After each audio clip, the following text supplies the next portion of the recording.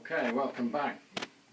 It's now Tuesday evening and we left you on Sunday night just having started draining the beer, the wort, I beg your pardon, from the boiler into the fermenting bin. We then let it cool overnight and we pitched the yeast, or rather we topped up to 5 gallons, 25 litres with a bit of cold water, and then we pitched the yeast.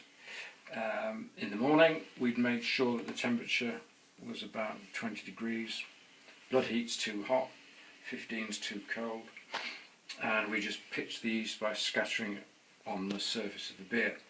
You then put the lid on and leave it and hope that you're going to see some action. You might just see some foam here within 12 or 24 hours. We're now 30 odd hours, so it's been a bit slow, but it's been cold, and I suspect the beer should have been a degree or two warmer to start it off. You might even see I've got an electric brew belt to keep it warm, perhaps put it on cold nights.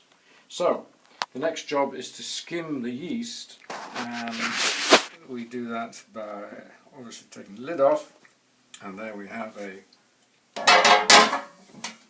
rather nice crop of yeast. Sometimes it's muckier than that. The trick is just to very lightly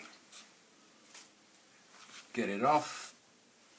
I'm always a bit cautious of leaving beer uncovered at this stage. Commercial boys do it, but the beer is quite sensitive to bacterial and other contamination at this stage, although with a head on it like that it's normally pretty safe. When the head sinks after a few days, you keep doing this basically till you can't really get anything off. You'll just have a liquid with no head. That's the stage when the fermentation is quietening down, and it'll be time at that stage to siphon it off again into another container, which we will show you at that stage. But you can probably, this being the first skim, you can probably get several of these, and depending on the activity of the yeast, that's good enough. Depending on the activity of the yeast, now then, this stuff, magic solution, is Camden tablets, sodium metabisulfite. A couple of tablets in there, slosh it around. Don't ever use chlorine, you don't need chlorine. There's enough in the tap water and that's a menace. But this stuff is quite useful.